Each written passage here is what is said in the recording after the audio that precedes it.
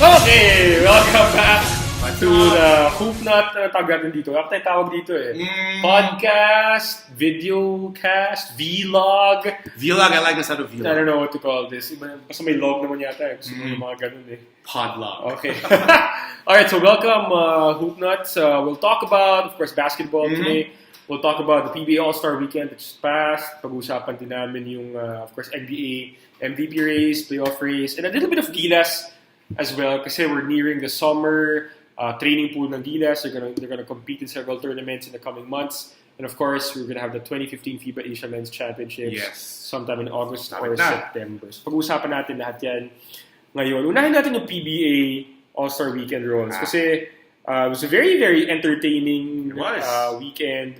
I think the AllStar game set a lot of records, or broke a lot of records actually with a very high scoring game. What were your favorite moments for this past AllStar Weekend in the PBA? Sige nga. It's funny, the first thing that comes to mind has nothing to do with basketball. Bro, the AllStar Weekend. Oh my, this is the dance showdown. Yes, it was! I don't like that. I'm not a big fan of that. I wouldn't say that it was great, but it was very entertaining because it's something that... Entertaining, yes. I know the Slapstick entertaining. NBA did this when Shaq used to play. They did this in the intros, go up the stage, they dance. That was Shaq dancing. That was just the starting five. Exactly. Not the whole team. I found it cheesy but entertaining. Very cheesy. Although it got a little to our... Diba? Yung nagulat nga ako. Wala, di ba? Like, we're sa North Peak na yung mga naiisip nila. Nakakatawa siya, pero siguro right now, since it's sort of novel, okay lang. Pero if it's going to be like this every year, please no. Huwag naman sana naman baka magka-sponsor pa yan, di ba? Century 2 na dance showdown. Pero ang taas ng bayad eh. Parang, hindi ko maalala kung 100,000 o 50,000. Sabagay. Parang, I mean... I'll concede it was entertaining, at least in terms of nakakatawa. Yeah. Diba? Change of pace. Yeah, change of pace. But you could even, kahit yung mga players you could see that some of them felt a little awkward. Yeah, there was some. Taking off their jersey, gyrating, having that. Twerking. You could see Gabe Norwood laughing a little bit, giggling on the side. You could see Justin Melton was a little parang unnerved by the whole thing. So, ako, sige fine, let's give it, to these guys this year. But I don't think it should be a staple for every All-Star week. I don't think it should be a staple. Anyway, so back to actual basketball. I like the high-scoring, fast-paced All-Star game. Although... Both the rookie, sophomore, and the All-Star game. Very, very high-scoring. Very, very high-scoring. Although, obviously... hardly any defense, a lot of touchdown passes. As expected. Slightly, actually expected maybe more discipline or more defense at discipline? At the fourth quarter, huh? I expected. Kasi ganun eh. You can see it. It's obvious. They become competitive in the fourth quarter. In this game, maybe slightly competitive in the last 2 minutes when the scores got close. Yung rookie sophomore, puro nagdakdakan na lang. Ewan na naman. Dapat nga ata, wala na nagbaba eh. Kulit eh. So, it's good for the fans. I know the idea is for the fans. That's fine. Yeah. It's to see offensive players highlight their skills. And if you play a lot of defense, not a lot of scoring, then it's sort of, I get the idea, removes the impact of an All-Star game. Yeah. I like the fact that, again, it was very entertaining. In terms of entertainment value, I think this All-Star Weekend was right up there. In terms of quality of basketball, I'm not sure about that. Especially when you talk about Justin Melton's crazy attempt at a blindfold windmill dunk. Yeah. During the slam dunk contest. Ewan ko ba niya? Sinadya ba niya? Di ba niya sinadya? Does it even make a difference? I saw him, he was interviewed, I think, last Sunday, and he said that it was a joke because he was running out of time and he needed to perform one more dunk. So his, I guess, worst case scenario was... So he went through all that trouble to get the jersey or the shirt of Ronnie Vance, put it around his face, just to humiliate himself in front of 100, 1,000, 1,000,000 people, because eventually CNN picked it up and now it's gone viral. Logic is somewhat missing, but it's absent.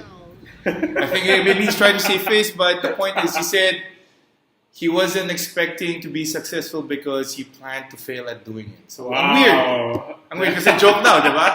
Oh well. And this is the co-defending champion. And this guy has hops. This guy is creative. Oh, we all know that. We all know he can dunk like crazy. So why he decided to use a fake dunk, I don't know. Maybe he just wanted to be on CNN. Possible. Yeah, success kung ganun, no? I mean, he got himself on international TV. Not for the best reason, but, Justin Milton, you're there. I think he also mentioned something about bad publicity. It's still publicity. I think he said something like that. That's true, but do you want bad publicity, Justin Milton? I'm not sure, right? Oh, let's talk about Terrence Romeo. Are you happy he was MVP of the All-Star game? What do you think? I'm fine. I mean, I could have given it to other people, like, for example, Calvin Abueva, Tigbatem, or maybe even the guy who retired, Jimmy Alapag. Okay, but again, Romeo, he made some assists. Romeo, he made clutch shots. I think he had 30 points, so fine. He showed a lot of shooting ability, dribbling ability. But I think if I had a choice, or if I had a vote, which of course I did not, I would have given it to the Calvin Abueva. Yeah. Dapat talaga siya eh. I think he stuffed the stat sheet crazy. He was just pretty awesome. 30 points, 10 plus rebounds. Sayang. I mean, Romeo was good. Hit some big shots, clutch shots. But, I mean, I think the more fan favorite is, or at least more pleasing to the fans, has to be Romeo. I think that's part of the equation why he was chosen. Or dahil ba si Abueva kasi most hated ng maraming tao? Maraming tao talaga eh. I mean, I won't ignore or shy away from saying na ako din. Sometimes I'm put off by the way Abueva handles himself on the court. I mean, off the court, I have no idea. Okay, on the court, he just looks very shady. Yeah, he's against dirty. Number one guy you'd love to have on your team, but number 1, 2, 3, 4, 5 you'd hate to play against you.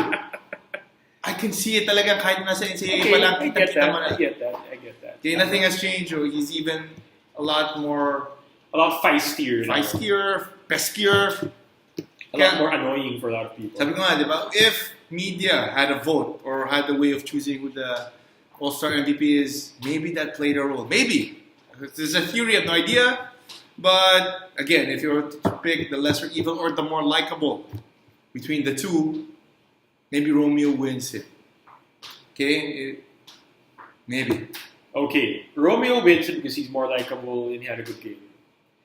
Sayang lang for Calvin Abueva. But anyway, so we're talking about the MVPs for the All-Star game. Let's move on. Let's jump to the NBA. Yeah. Because the NBA MVP race right now is, it's crazy.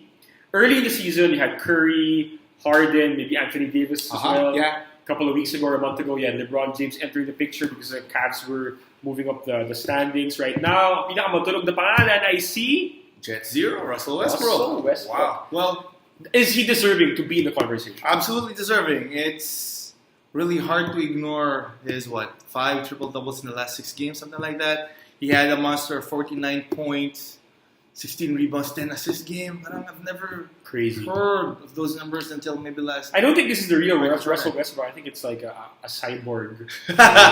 Quite possible. I mean, Cyborg, he got hurt in the face and still. Do you think it's sustainable what he's doing?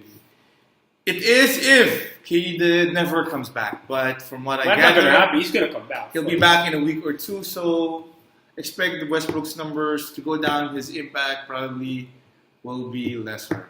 Now, if the MVP was given based on the last 2 weeks to a month, he'd win hands down. But since we're looking at a whole year, from early November until the end of mid-April, my pick will still be Steph Curry. Wow, for the Warriors, huh? Yes, still why Curry? You can make a case for Steph. Right now, I mean, for a lot of people, that's a no-brainer. Once again, best player in the best team, still averages about 20 odd points, about 8 assists. Still makes, I think he's 1 or 2 in 3-pointers made. Highly entertaining. Okay, very personable, very likable. Remember, votes for MVP comes from the press, from the media. Not the big, I forget how much percentage, but a lot of it comes from the press. So the way that you look at it, if you're the best player in the best team, you're personable, you're likable, your stats prove it. The only way you could lose is, I guess, if your team gets bounced, or this guy that you're against with is head and shoulders better than you. I'm not ready to say that Harden or Westbrook is way, way, way better than Steph Curry. Not yet. At this point, not yet. I love Steph Curry this season. He's been just super, super awesome. I mean, the way he just is fearless in dribbling and shooting the basketball. Very, very, very good. And one other reason I like him is the way he plays can be a model for a lot of Filipinos. Yeah. See, his game is not above the ring. Great point. He shoots a lot of jumpers, he dribbles a lot, and he passes to open teammates. And those are skills that a lot of Filipinos can actually emulate. can yes. have and can make them great players. But I would not pick Steph Curry as the MVP. If the season ended today, it would not be Curry. It would not be Russell Westbrook. It would not be LeBron James. It would be James Harden. And this is why. James Harden has less to work with than all those guys. Houston, without Dwight Howard, their depth has not been there, I think. But James Harden is still finding ways to get this team the W's. Yeah. He has been more valuable to this team than any other player is to any other team in the NBA. I mean, LeBron James is Kyrie Irving and Kevin Love. You have Klay Thompson who's there for Steph Curry and Andrew Bogut and David Lee and Andre Iguodala and Draymond Green and all these other great, great players. Of course, Russell Westbrook. You have KD who's coming back as well. So I think James Harden has so much less to work with, and yet the Houston Rockets are still there, top 4 in the East, doing really well. And if they continue to play well, moving into the end of the regular season, my vote definitely, hands down, would be for James Harden. Okay, I think at the end of the day, it's really a matter of it's either Curry or Harden, really. Point of you can never go wrong with picking Curry or Harden. Again, maybe I'm not sure if it's ever happened. Co-MVP, probably not. Shouldn't be a landslide. It should be maybe 40 to 35%. It's going to be close. Curry, Harden, doesn't matter. One of them will probably win it. Probably. At the end of the day, if Houston overtakes Golden State, then I definitely. I don't think that's going to happen. I don't think that's going to happen. But if may dark horse pa, if LeBron James manages to lead Cleveland, to win majority of its last game, secure the second seed, then I don't know, he might even have a shot. Yeah, he might have a shot, but I think part of that you have to think of his voters' fatigue. Pero he missed a lot of games din kasi. Yeah. Same with Russell Westbrook. I think combined, those guys missed almost 30 games. Yeah, combined. Westbrook missed at least 15 games. So it's going to be, I think that factors in as well. And that's going to be to their detriment, which is why Curry, Harden, you vote for Curry, I vote for Harden to win MVP. One guy who's dropped off from that conversation is Anthony Davis. Yeah, this guy is... Early in the season, he was doing really, really well, and he got that big injury. And, he really just dropped off from that MVP race already. He's been putting up great numbers since coming back. Pero wala na eh. I'm not even sure if New Orleans makes the playoffs. So we're going to move into that conversation now, Rods. Does New Orleans make the playoffs? Because in the West, the playoff race right now, 1st to 7th seed, more or less locked. 8th seed, you have OKC there. 9th seed, very, very close behind. They're close. You have New Orleans. Who makes the cut in the West? As much as Anthony Davis will be a staple in the MVP race for the next, decade or so, has to be OKC. Why? Because Durant will be back in the next week or two. Simple as that. 2 of the maybe top 5 players, when healthy, are in OKC. They recently got Kanter also. He helps. Yeah, Enes Kanter has been a revelation for them. And off the bench, have I'm not even sure if he's starting. Pangit lang si Dion Waiters. But he's been playing better than the guy they shipped out, Reggie Jackson, who did not want to play in OKC. It's crazy. So a better locker room guy, he's put out Jackson, who did not want to stay there. It's for the psyche of the team, chemistry. I think OKC is a safer pick, especially since if you're the Pelicans, you're putting all our hopes into a completely healthy Anthony Davis who has been injured more often than not. So mahirap. I mean, it could happen, but I don't see it happening. All right, so sayang si Anthony Davis and the Pelicans. I think eventually the Pelicans will lose maybe 3 or 4 of the last 5 games. Yeah. Fall short by a game or 2. So sayang. But good run. And this is a very good young team. If they were in the East, they'd be in the playoffs. Sure. Might even be top 4, diba? So sayang. Sayang for them. So sayang, sorry na lang sa'yo, Anthony Davis. Well, let's talk about the East nga. East naman, you have 7, 8, 9. Indiana 7 right now. You have Charlotte at number 8. Yeah. You have Miami at number 9. Seeds 1 through 6 in the East, more or less locked already. Who makes the last 2? Yeah, pick from Indiana, Charlotte, Miami. Who makes the last 2 seeds in the Eastern playoffs? Sad to say it, I have to admit, Indiana should probably go in. And even without Paul George coming back. Some people say he's coming back. Yeah. And just imagine if Paul George actually tries to play, comes back earlier than Derrick Rose, then Indiana will definitely get it. Now it's going to be between Charlotte and Miami. Okay, I forget who has the advantage in head-to-head. Chances are it's probably Charlotte. Okay, Miami injured to Bosch, hurts. The Dragon has been on and off. He's also hurt currently. And of course you have Hassan Whiteside, who's very volatile. He's been great the last couple of weeks, but he's been stupid this week. Sabi ko nga, my analogy. Ganun mo naman si Olenek na walang ginagawa sa tao. Example ko is, maybe he is a DeMarcus Cousins 2.0. Now, DeMarcus Cousins will take offense at that comparison, I think. Sorry, DMC. Si DeMarcus naman ang gagawin sa'yo. Pero see, stupid niya ni Hassan technicals, Whiteside. Ejections, fines. He was such a good fantasy guy, and then now he gets suspended. Dwayne Wade calls him out in public. Yeah. I think everything goes downhill for Miami. There's also a piece where Whiteside did not play, I think, in a fourth quarter game, and he was sulking on the bench.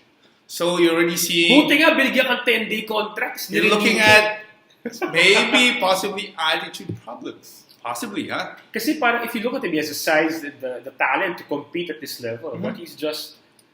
I'm not sure. Maybe he's still immature, maybe. Okay? He looks like he's immature. Okay? So it can be corrected, it can be fixed. So congratulations, Hassan Whiteside, for killing Miami's playoff chances. Okay, malabo. It's on you. Okay? But if he Indiana makes it, Charlotte makes it, sorry na lang Miami. Okay, now from the PBA and the NBA, let's move on to Gilas naman. Local scenery. Local scenery, the team that every Filipino is rooting for. Gilas Pilipinas over the PBA AllStar Weekend rolls. Coach Tab Baldwin, the new coach of Gilas, went to Palawan, talked to some PBA players, try and get a feel of who wants to be, who can be in the Gilas program. Can you give me your top 3 picks? Who or which players who were not there last year for the World Cup and the Asian Games can be there for Gilas this year? As you know, Jimmy Lapag is retired already. Maybe some veterans from last year might not be called up again. Which PBA players can you see in the Gilas national pool this year? Okay, let's start with... Yung eligible dapat, hindi pwede si Pringle, hindi pwede si Chris Ellis, si Cliff Hodge, yung mga ganyan.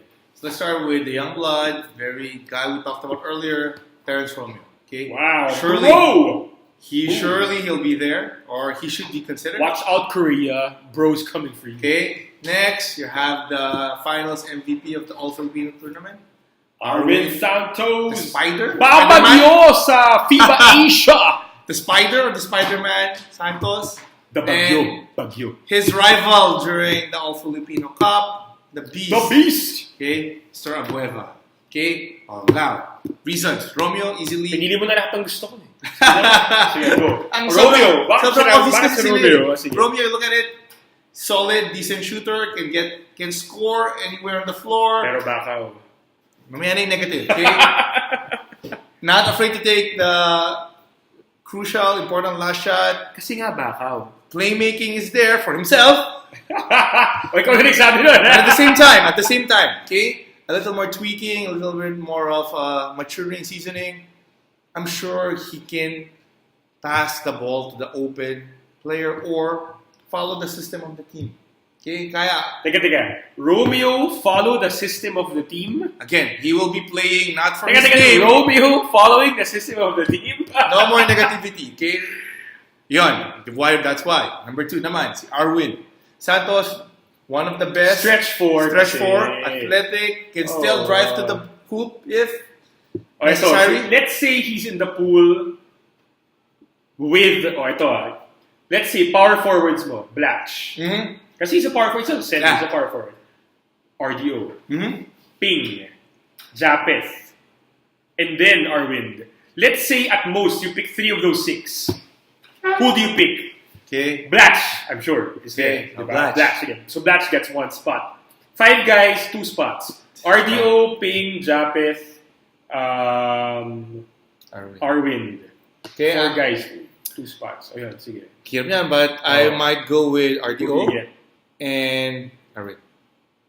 Although they look redundant though. Kasi parang So you take out maybe our best local rebounder, Mark Pingris, and our most athletic guy, Japeth.